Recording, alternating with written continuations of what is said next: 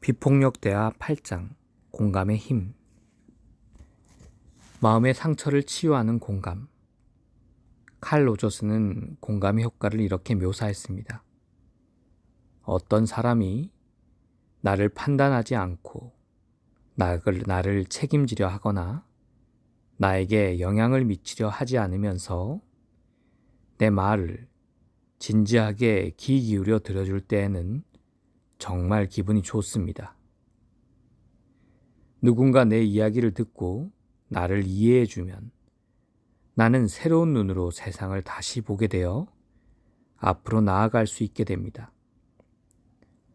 암담해 보이던 일도 누군가가 진정으로 들어주면 해결 방법을 찾을 수 있다는 것은 정말 놀라운 일입니다.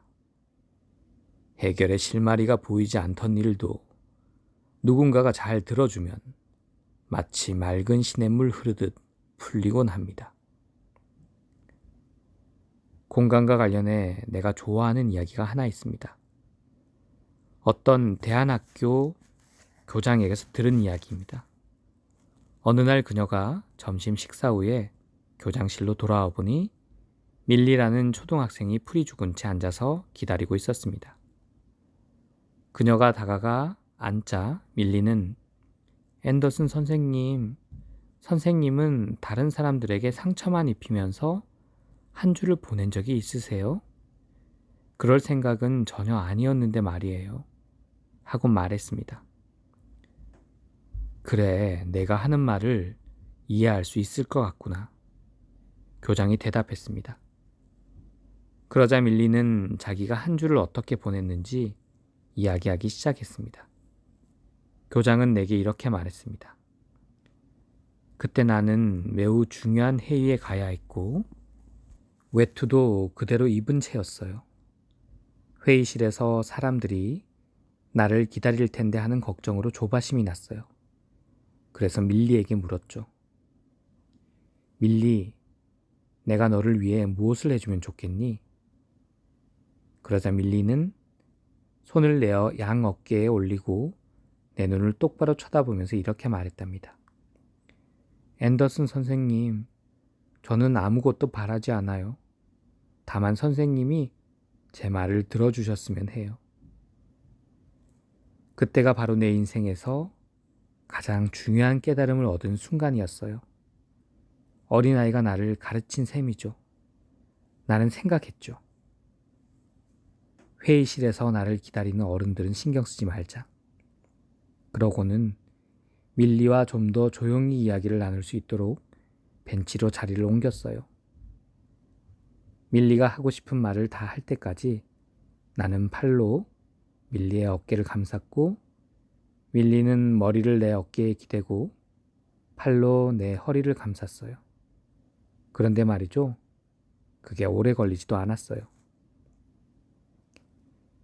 내 일에 가장 보람을 느끼는 순간은 MBC를 통해 다른 사람과 공감으로 연결하는 능력을 길렀다는 말을 들을 때입니다. 스위스에 사는 친구 로리는 6살짜리 아들이 자신이 이야기하는 도중에 화를 내며 뛰쳐나가는 바람에 얼마나 속이 상했는지 모른다고 이야기했습니다. 그런데 최근에 엄마와 함께 MBC 워크숍에 왔던 그녀의 10살짜리 딸 이사벨이 그때 이렇게 말했습니다. 엄마, 화 많이 나지? 엄마는 동생이 골이 났을 때 밖으로 뛰쳐나가는 대신 엄마하고 이야기하면 좋겠지? 로리는 딸의 말을 듣는 순간 자신의 긴장이 사라지고 그래서 아들이 돌아왔을 때 좀 더 그 아이를 이해하는 마음으로 대할 수 있게 되어서 놀랐다고 했습니다. 한 대학 강사는 강사들 몇 명이 공감하면서 듣는 법과 자기 자신을 더 솔직하게 표현하는 법을 배운 것이 학생들과의 관계에 어떤 영향을 미쳤는지 이야기했습니다. 학생들이 마음을 열기 시작했어요. 그리고 공부를 하는데 방해가 되는 여러 가지 개인적인 애로사항에 대해 말하기 시작했어요. 학생들이 이런 문제에 대해 솔직하게 표현하게 되면서 그들의 학업 성취도는 올라갔어요. 그렇게 들어주는 것은 시간이 많이 들기는 하지만 충분히 가치가 있는 일이었습니다. 그런데 불행하게도 학장은 우리에게 당신들은 상담사가 아니니까 학생들과 그런 이야기를 하는 시간을 줄이고 가르치는데 더 많은 시간을 쓰라고 했습니다. 그 문제에 어떻게 대처했느냐고 묻자 그는 이렇게 대답했습니다. 우리는 학장이 걱정하는 것을 공감으로 들어주었습니다. 그분은 혹시 우리가 감당할 수 없는 상황을 맞을까봐 걱정하고 있다고 했습니다. 또 학생들의 말을 들어주더라도 우리가 가르치는 일을 소홀히 하지 않으리라는 확신이 필요하다는 말도 들을 수 있었습니다. 학장도 우리가 이렇게 그를 이해하는 마음으로 듣자 안심하는 것 같았습니다. 우리는 학생들의 말을 계속 들어주었습니다. 왜냐하면 우리가 학생들의 말을 더 들어줄수록 학생들이 공부도 더 잘한다는 것을 깨달았기 때문이죠.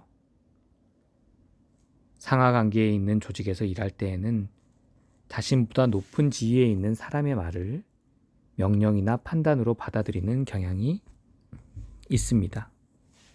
동료나 자신보다 지위가 낮은 사람들과는 비교적 쉽게 공감할 수 있는 반면에 우리가 윗사람으로 보는 사람들 앞에서는 공감하기보다 자신을 방어하거나 변명하는 자세를 취할 때가 많습니다.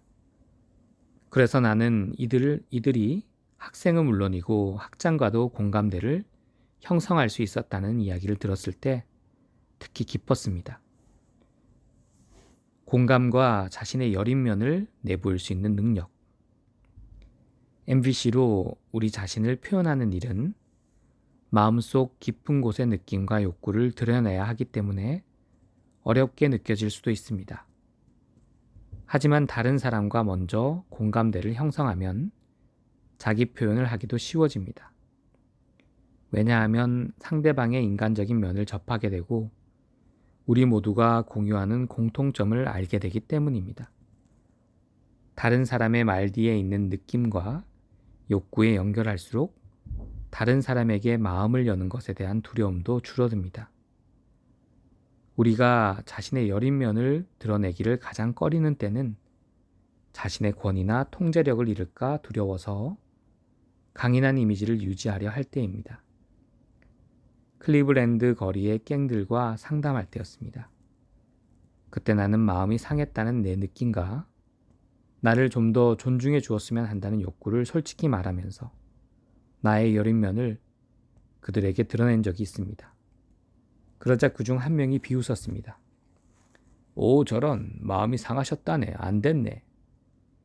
그러자 그의 친구들이 웃으며 거들었습니다. 그런 상황에서 나는 그들이 내 여린 면을 이용한다고 해석할 수도 있었고, 선택 2, 다른 사람을 탓하기. 아니면 그들의 행동 뒤에 숨은 느낌과 욕구에 귀를 기울일 수도 있었습니다. 선택 4, 다른 사람을 공감하기. 만약 내가 모욕과 조롱을 당하고 있다고 생각했다면 아마 나는 상처받고 화나고 겁도 나서 그들과 공감하기 어려웠을 것입니다. 그럴 때 우선 그 자리를 떠나 자신과 공감하거나 다른 믿을 수 있는 사람에게 공감을 받을 필요가 있습니다. 내 안에서 이렇게 강하게 일고 있는 느낌과 욕구를 찾아서 그에 대해 충분히 공감을 받고 나면 다시 돌아왔을 때 그들이 하는 말을 들어줄 마음의 자세를 갖출 수 있게 될 것입니다. 고통스러운 상황에서는 마음속 깊은 곳에 있는 자신의 욕구를 알아내기 위해서 우선 우리 머릿속의 비판적인 생각들을 넘어설 수 있는 충분한 공감을 받을 필요가 있습니다. 오, 저런, 마음이 상하셨다네. 안 됐네.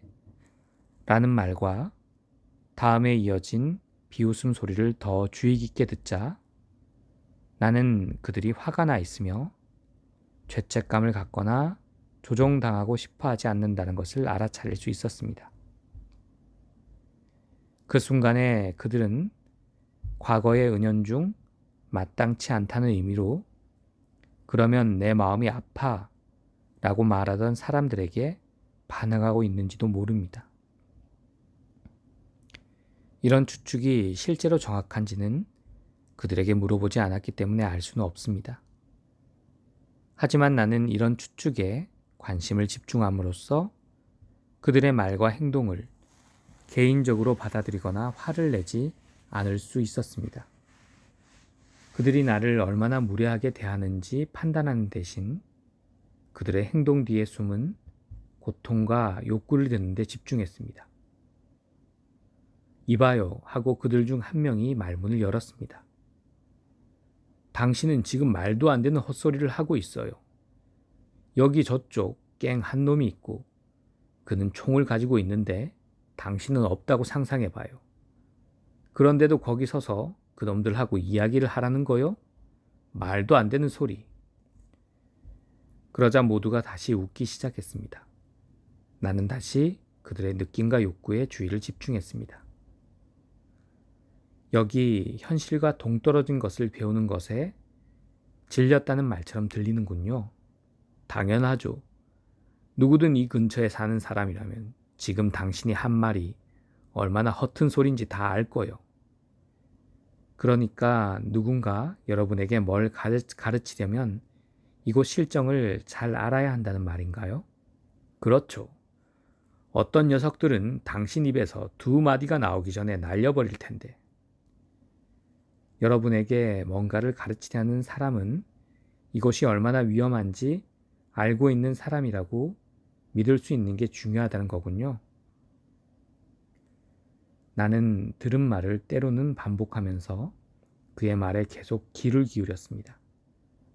우리의 대화는 40여 분간 이어졌습니다. 그리고 나는 변화를 느꼈습니다. 그들은 내가 진심으로 이해한다고 느낀 것입니다. 프로그램을 담당하던 상담사가 그들의 변화를 느끼고 물어보았습니다. 여러분은 이분을 어떻게 생각하십니까?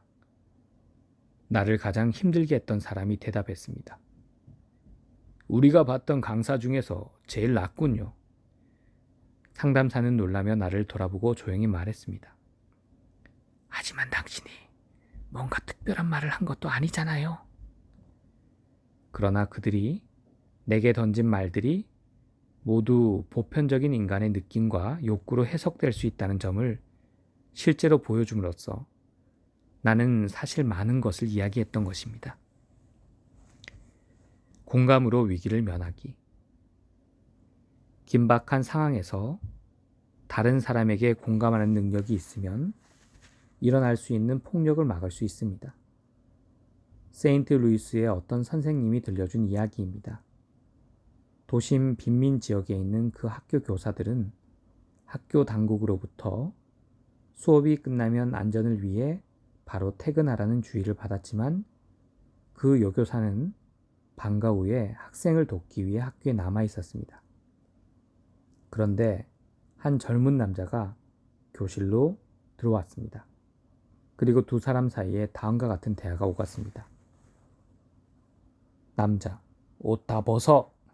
교사, 그가 몸을 떠는 것을 눈치채고 지금 매우 두려우시군요. 남자, 내 말 다 못 들었어? 옷 다 벗으라니까! 교사, 지금 정말 화가 나서 시키는 대로 했으면 좋겠어요? 남자, 그래. 내가 시키는 대로 안 하면 다칠 거야.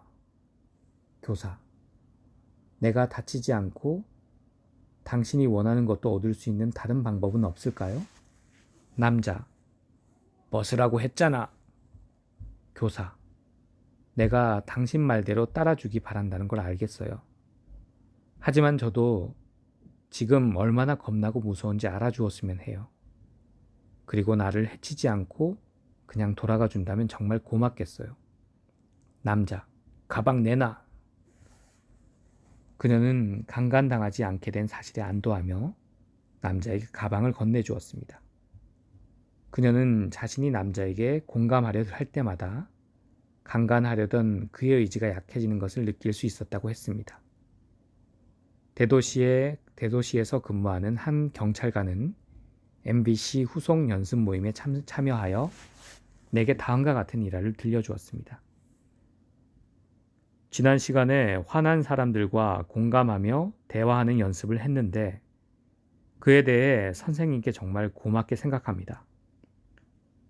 교육을 받고 며칠이 안 돼서 나는 공공주택, 주로 가난한 흑인들이 사는 곳, 공공주택에 살고 있는 어떤 사람을 체포하러 갔죠. 내가 그를 데리고 나왔을 때 60명 정도 되는 사람들이 내 자동차를 둘러싸고 있었어요. 그들은 그 사람을 놔줘. 그는 아무 잘못도 저지르지 않았어.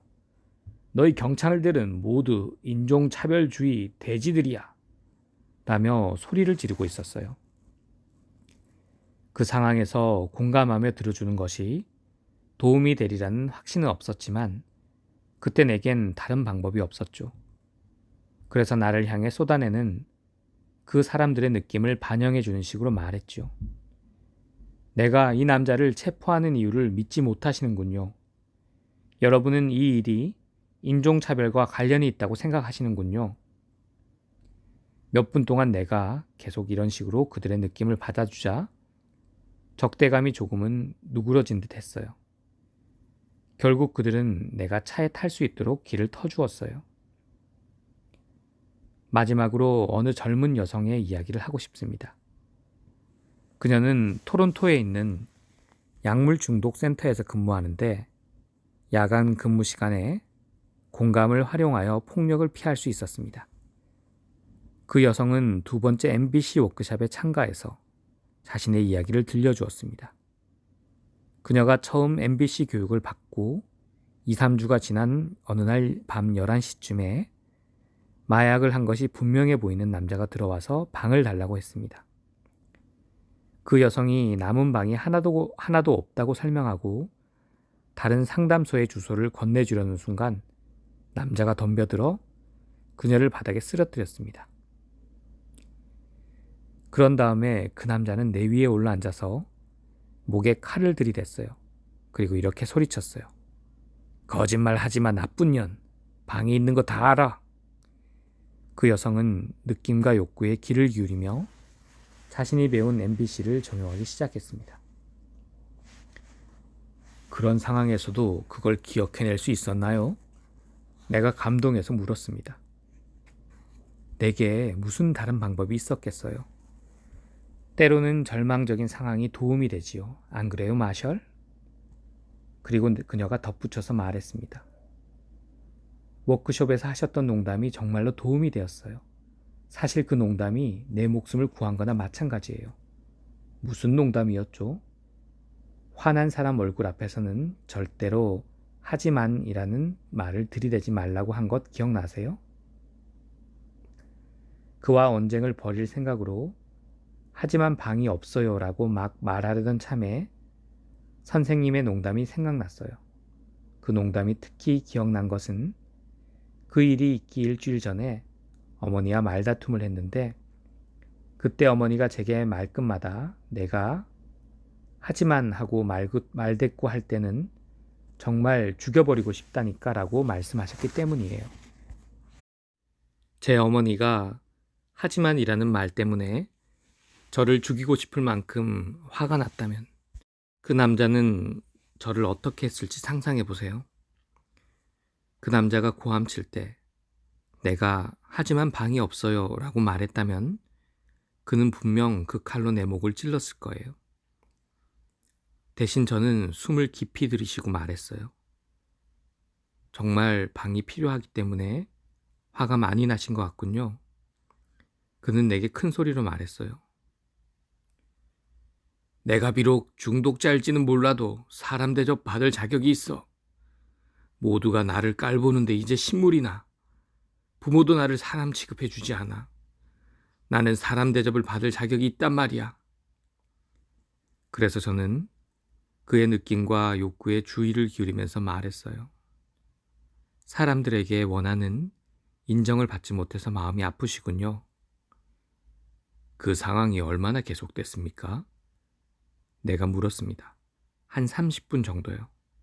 그녀가 대답했습니다. 정말 무서웠겠군요. 아니에요. 대화가 몇 번 오간 뒤에는 그렇지 않았어요. 왜냐하면 여기서 우리가 배웠던 한 가지가 명백해졌기 때문이에요. 제가 집중해서 그의 느낌과 욕구에 귀를 기울이자 그가 더는 괴물처럼 보이지 않았어요. 괴물처럼 보이는 사람도 말과 행동 때문에 우리가 그들의 인간적인 면을 보기 어려울 뿐이지 우리와 같은 한 인간이라는 것을 알 수 있었어요. 그 남자의 욕구와 느낌에 집중할수록 저는 그 사람을 채워지지 않는 욕구 때문에 절망에 빠진 한 인간으로 볼 수 있게 되었어요. 거기에 주의를 두는 한 다치지 않으리라 확신이 들었어요. 그 사람은 필요했던 공감을 받자 칼을 거두었고 저는 그 사람이 다른 센터에서 방을 구할 수 있도록 도와주었어요. 그 여성이 그처럼 극단적인 상황에서도 공감으로 반응할 수 있었다는 것이 흐뭇하면서도 궁금해서 나는 물어보았습니다. 그럼 여기 다시 왜 오셨나요? 내가 보기에 당신은 이미 MBC에 능숙해서 배운 걸 다른 사람들에게 가르쳐도 되겠는데요? 저는 좀 더 어려운 문제로 선생님의 도움이 필요해요. 그녀가 말했습니다. 어떤 문제인지 물어보기가 겁나는데요. 방금 이야기한 것보다 더 어려운 상황이라니요. 이제는 어머니 문제로 도움이 필요해요. 하지만에 대해 배웠는데도 그 뒤에 어떤 일이 있었는지 아세요? 다음날 저녁에 어머니께 센터에서 그 남자와 있었던 일을 이야기했을 때 어머니는 내가 그 일을 계속한다면 너 때문에 내 아버지와 나는 심장마비를 일으키고 말 거다. 두 말 말고 다른 일을 찾아봐. 라고 하셨어요. 그때 제가 어머니께 뭐라고 했는지 아세요? 하지만 엄마, 그건 제 인생이에요. 자기 가족에게 공감으로 반응하는 것이 얼마나 어려운지를 이보다 더 생생하게 보여주는 사례가 있을까? 아니요라는 말을 들었을 때 공감하기. 사람들이 대체로 아니요 또는 무엇 하고 싶지 않아요라는 말을 거절로 받아들이는 경향이 있기 때문에 이런 말을 공감으로 들을 수 있는 것이 중요합니다. 이런 말을 개인적으로 받아들이면 상대방의 내면에서 무슨 일이 일어나는지 이해하지 못한 채 상처를 입을 수 있습니다. 그러나 이때 누군가의 아니요 뒤에 있는 느낌과 욕구를 알아차릴 수 있다면 상대방이 무엇을 원하며 또 무엇 때문에 우리의 부탁을 들어줄 수 없는지 인식할 수 있습니다. 한 번은 워크숍 도중 쉬는 시간에 어떤 여성에게 다른 참가자들과 함께 가까운 아이스크림 가게에 가지 않겠냐고 물어본 적이 있습니다. 싫어요. 그녀는 퉁명스럽게 대답했습니다. 나는 억양을 통해 그 여자가 거절을 하고 있다고 해석했습니다. 하지만 나는 곧 싫어요 라는 대답으로 그녀가 표현하고자 하는 느낌과 욕구에 귀 기울여야 한다는 점을 기억했습니다. 그래서 화가 난 것처럼 들리는데요. 그런가요? 하고 물었습니다. 아니요. 내가 입을 열 때마다 잘못을 지적당하고 싶지 않을 뿐이에요. 이제 나는 그녀가 화났다기보다는 두려워하고 있다는 것을 알게 되었습니다. 지금 두려우시죠? 워크숍에서 말할 때마다 당하다 보니 이제 그런 상황을 피하고 싶으신가요? 라고 물어서 이를 확인했습니다. 네. 아이스크림 가게에 앉아서 제가 말할 때마다 선생님이 주목하시는 것을 생각하기도 싫어요. 워크숍에서 내가 반응하는 방식이 그녀를 불안하게 했다는 사실을 깨달았습니다.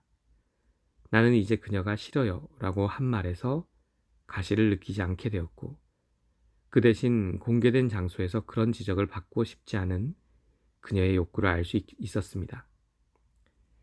그래서 다른 장소에서는 그렇게 하지 않겠다고 안심시켰습니다. 그러고 나서 나는 그녀가 편하게 느낄 수 있는 식으로 조언을 할 수 있는 방법에 대해서 의논을 했고 우리는 다 같이 아이스크림 가게에 갔습니다. 대화에 생기를 되살리기 위한 공감. 우리는 생기 없는 대화의 한가운데에 있을 때가 있습니다. 가령 사교 모임에 참석해서 말하는 사람들과 아무런 연결도 느끼지 못하면서 다른 사람의 말을 듣고 있을 때 등입니다. 어떤 때에는 한없이 계속되는 이 말을 언제까지 들어야 하나 겁이 나기도 하죠. 우리가 말하는 사람의 느낌과 욕구, 그 욕구에 따른 부탁과 연결을 잃으면 대화에서 생기가 빠져나가 버립니다. 이런 일을 말하는 사람 자신이 무엇을 느끼고 필요로 하고 부탁하는지에 대한 의식 없이 말할 때 흔히 일어납니다. 그럴 때 우리는 상대방과 생동감 있게 대화를 나누기커녕 자신이 마치 그들의 말을 담는 휴지통처럼 느껴지기도 합니다. 그렇다면 생기를 잃은 대화를 되살리기 위해 언제 어떻게 끼어들 것인가요? 끼어들기에 가장 적절한 시점은 우리가 듣고 싶은 것보다 한마디라도 더 들었을 때입니다. 오래 기다리면 기다릴수록 정중하게 끼어들기가 어려워집니다. 상대가 말할 때 끼어드는 것은 우리가 대화의 주인공이 되기 위해서가 아니라 말하는 사람이 자신의 말 뒤에 있는 삶의 에너지와 연결하도록 돕기 위해서입니다. 상대방의 말 속에 있는 느낌과 욕구에 초점을 맞춤으로써 이런 연결을 도울 수 있습니다. 예를 들어 이모가 20년 전에 자신과 두 아이를 떠난 남편에 대한 이야기를 계속 되풀이한다면 이때 우리는 이모 아직도 마음이 많이 아프신 것 같네요. 좀 더 많은 배려와 돌봄을 원하셨는데 말이죠. 라며 끼어들 수 있을 것입니다. 사람들은 자신이 진정으로 원하는 것이 공감이라는 사실을 의식하지 못할 때가 많습니다. 과거에 겪었던 부당한 대우와 어려움을 되뇌기보다는 자신의 마음속에 살아있는 느낌과 욕구를 표현하면 더 쉽게 공감을 받을 수 있다는 점을 깨닫지 못합니다. 대화에 생기를 불러일으키는 또 다른 방법은 말하는 사람과 좀 더 연결되고 싶은 자신의 욕구를 솔직히 표현하면서 그에 도움되는 일을 부탁하는 것입니다. 한 번은 칵테일 파티에 참석한 적이 있었는데 많은 말이 오가고 있었지만 대화에 생기가 전혀 없어 보였습니다. 나는 같이 있던 9사람에게 이렇게 말하며 끼어들었습니다. 잠깐만요. 여러분과 좀 더 연결하고 싶은데 지금은 제가 원하는 연결을 느낄 수 없어서 안타깝습니다. 지금 하는 대화가 만족스러운지 알고 싶습니다. 만약 그렇다면 어떤 욕구가 충족되었는지요?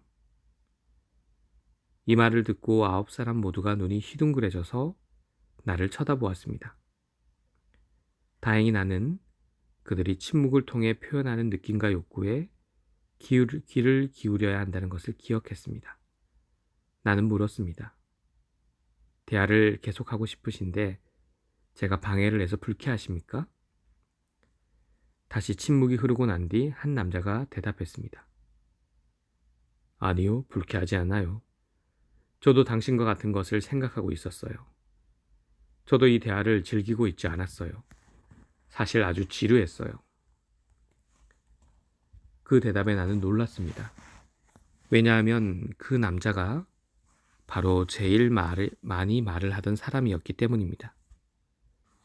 그 후로 나는 듣는 사람이 생기를 느끼지 못하는 대화는 말하는 사람에게도 똑같다는 것을 알게 되었습니다.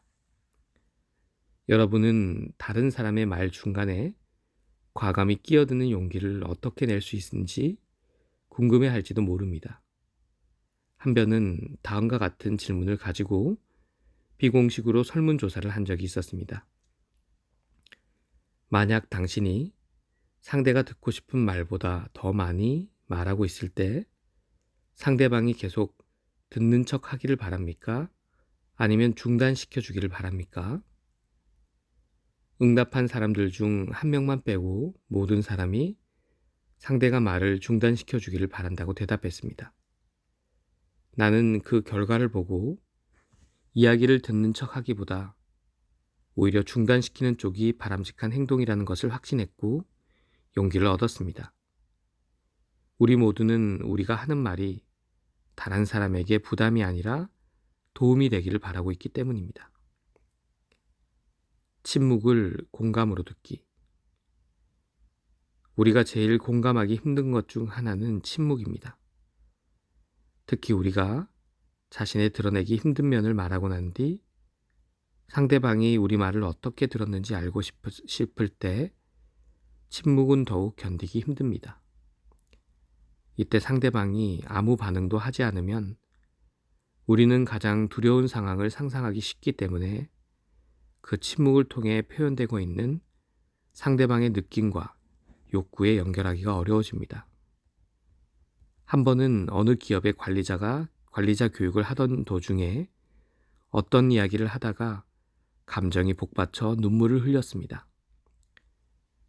다시 고개를 들었을 때 그 회사의 이사는 나로서는 받아들이기 힘든 반응을 보였습니다. 바로 침묵이었습니다. 그는 얼굴을 돌리고 내가 보기에는 혐오스러운 듯한 표정을 짓고 있었습니다. 다행히도 나는 그의 마음속에서 무슨 일이 일어나는가로 관심을 돌려야 한다는 것을 기억했습니다. 제가 우는 것을 보고 실망하셨나요? 자신의 감정을 더 잘 조절할 줄 아는 사람이 직원 교육을 해주었으면 하시는 것 같네요. 만약 그가 그렇다라고 대답을 했더라도 나는 그것을 내가 느낌을 그렇게 표현한 것이 문제라고 생각하기보다는 우리가 느낌을 표현하는 방식이 서로 다르다는 뜻으로 받아들였을 것입니다. 하지만 그 이사는 이렇게 대답했습니다. 아니요, 전혀 그런 게 아니에요. 내가 울 수 있는 사람이기를 바란다는 아내의 말을 생각하고 있었어요. 그는 이어서 이혼 수속 중인 부인이 자신과 사는 것이 마치 바위와 사는 것 같다고 불평해 왔다는 이야기를 했습니다. 심리치료사로 일할 때 나는 정신과 치료를 받고 있는 20살 난 딸을 두고 있는 부모와 만난 적이 있습니다. 딸은 약물치료, 입원, 충격요법을 몇 달간 받고 있었는데 나를 찾아오기 전 3개월 동안은 말을 한마디도 하지 않았습니다. 부모가 딸을 데리고 왔을 때 그녀는 혼자서는 움직이지도 않았기 때문에 도움을 받아야만 했습니다. 상담실에서 딸은 시선을 바닥에 둔 채 떨면서 의자에 웅크리고 앉아 있었습니다. 침묵을 통해 나타나는 그녀의 느낌과 욕구에 공감으로 연결하려고 노력하면서 이렇게 물어보았습니다. 좀 겁이 나나요? 말을 해도 안전하리라는 확신이 필요하죠? 내 말이 맞나요? 그녀는 아무런 반응도 보이지 않았습니다. 그래서 나는 내 느낌을 표현했습니다. 좀 걱정이 되어서 그러는데요. 어떻게 하면 당신이 좀 더 안심할 수 있을지 말해 주었으면 좋겠어요. 그래도 전혀 반응이 없었습니다. 그 후 40여 분간 그녀의 느낌과 욕구를 짐작해 말해보거나 내 느낌을 표현하면서 이야기를 계속했지만 눈에 띄는 별다른 반응은 없었습니다. 대화하려는 나의 노력을 알아줄 아무런 기미도 보이지 않았습니다. 마침내 나는 피곤하다고 말하고 그녀에게 내일 다시 와 달라고 했습니다. 그리고 다음 2, 3일은 첫날과 비슷했습니다. 내가 이해한 것을 때로는 말로, 때로는 침묵으로 표현하면서 나는 그녀의 느낌과 욕구에 계속 주의를 집중했습니다. 이따금 나는 내 속에서 일어나는 일을 그녀에게 이야기했습니다. 그녀는 아무 말 없이 의자에 앉아 있었습니다. 4일째 되던 날 여전히 반응이 없자 나는 그녀의 손을 잡았습니다. 걱정하는 마음이 말로 전달되었는지 알 수 없었기 때문에 신체 접촉이 좀 더 효과적일지 모른다는 희망에서였습니다. 처음 손을 잡았을 때 그녀의 근육은 긴장했고 그녀는 의자에 좀 더 깊숙이 웅크려 앉았습니다.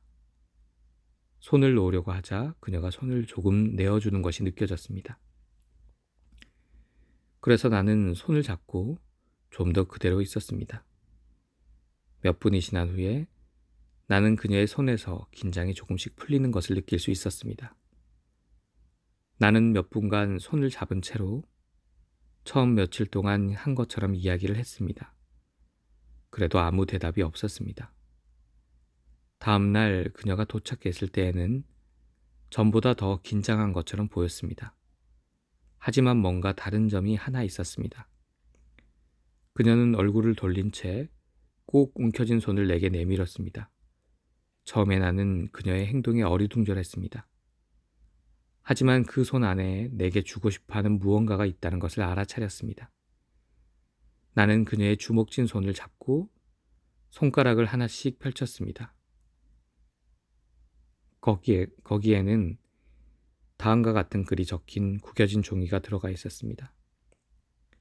내 마음 속에 있는 말을 할 수 있도록 제발 나를 도와주세요. 그녀로부터 소통하고 싶다는 신호를 받았다는 사실에 나는 힘이 나고 용기가 생겼습니다. 내가 1시간 동안 용기를 북돋워 주자 그녀는 두려워하며 천천히 첫 마디를 말했습니다. 내가 그 말을 되풀이하면서 확인해 주자 그녀는 안심하는 표정으로 조심스럽게 이야기를 계속해 나갔습니다. 1년 후에 그녀는 내게 일기의 다음과 같은 한 부분을 보내주었습니다. 나는 충격요법과 독한 약물 치료를 끝내고 퇴원했다. 그때가 4월쯤이었다. 지난 3년 반의 시간처럼 그전 3개월도 내 머릿속은 완전히 텅 빈 공백이었다. 사람들은 내가 병원에서 퇴원하고 집에 온 뒤 말하지도 먹지도 않으면서 내내 침대에만 있으려 했다고 한다. 그러고 나서 나는 로젠버그 선생님에게 상담을 받기 시작했다. 나는 그 2, 3개월 동안 로젠버그 선생님의 사무실에서 이야기한 것 외에는 기억나는 것이 거의 없다. 나는 선생님과 처음 상담한 뒤 깨어나기 시작했다. 아무에게도 말할 생각조차 못하던 나를 괴롭히던 것들에 대해 선생님과 이야기를 나누기 시작했다. 그리고 나는 그것이 내게 얼마나 큰 의미를 가진 일이었는지를 기억한다. 말을 한다는 것이 너무 힘들었다. 하지만 로젠버그 선생님은 나를 배려하며 관심을 보여주었다. 그래서 나는 선생님과 이야기하고 싶었다. 마음속에 무언가를 말하고 난 후에는 항상 기분이 좋았다. 나는 선생님과 약속한 다음 상담 시간을 기다리며 날짜, 심지어 시간까지 세웠던 것을 기억한다. 그리고 나는 현실에 부딪히는 게 나쁘지만은 않다는 것도 배웠다.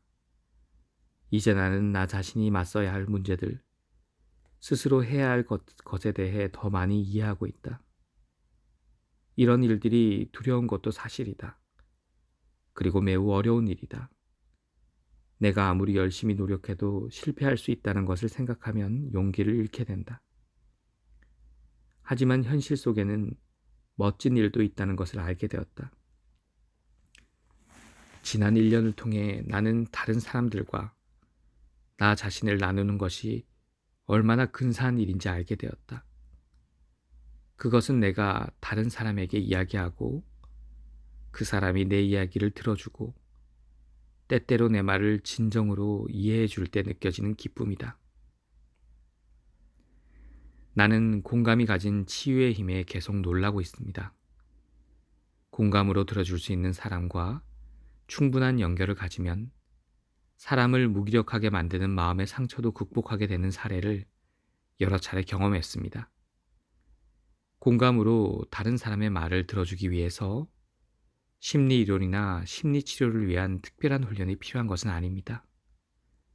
가장 중요한 것은 상대방의 마음속에서 실제로 일어나는 것, 그 순간에 그 사람이 경험하고 있는 특정한 느낌과 욕구, 그것과 함께 있어 줄 수 있는 능력입니다. 요약, 공감할 수 있는 능력은 자신의 솔직한 내면에 머물 수 있도록 해주며 폭력을 미리 막을 수 있도록 도와줍니다. 또 거절로 받아들이지 않으면서 아니오란 말을 듣고 생기 있는 대화를 되살릴 수 있도록 도와줍니다. 또한 침묵을 통해서 표현되고 있는 느낌과 욕구도 들을 수 있게 해줍니다. 사람들은 자신의 말을 공감으로 들어주는 사람과 충분한 연결을 가지면 자신을 무기력하게 만드는 심리적 고통을 극복할 수 있습니다.